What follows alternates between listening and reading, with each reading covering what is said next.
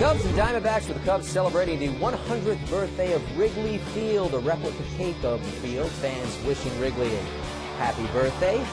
Chicago Federals uniforms, Kansas City Packers, that's the great Andre Dawson. Mr. Cub, Ernie Banks on hand as well. Let's move it to the ninth inning. The Cubs were up 5-2.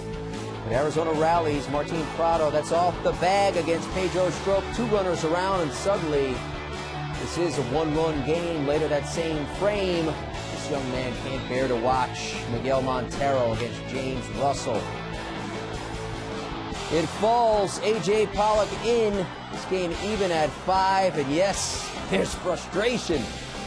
Aaron Hill off Justin Grimm. Another Justin, Ruggiano, can't come up with it. Martin Prado and Montero around. It's a 5-run ninth for the Snakes against 3 Chicago relievers. Arizona 7-5 win. Country ready to welcome your investment, which values your friendship and will never exclude anyone because of their race, religion, color or creed. The words of the Prime Minister of the World Islamic Economic Forum, which was hosted for the first time in London this week. The PM's warm words are sure to be welcomed by British Muslims who've endured a spate of negative headlines recently. There's been the controversy over the wearing of the veil, attitudes to women, and the radicalization of some young British Muslims. In a moment, I'll be talking to the Secretary-General of the Muslim Council of Britain, Farooq Murad. First, here's our Giles.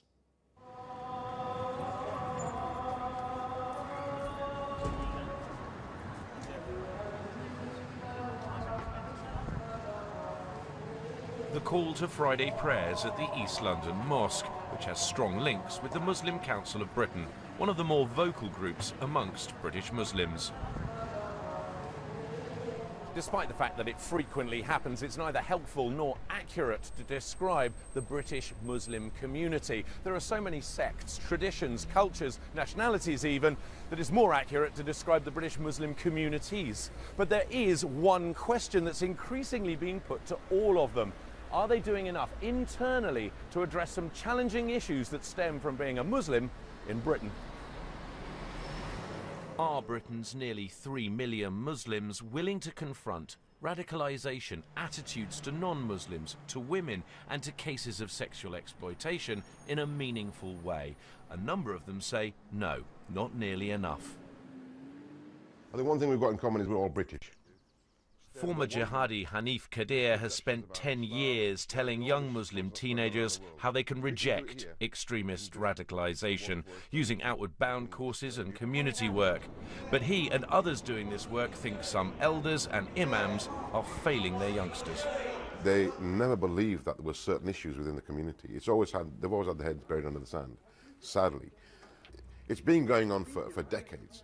That one thing is said in public to please the UK PLC or the government, but in private something very different has been said, and the message has been confused.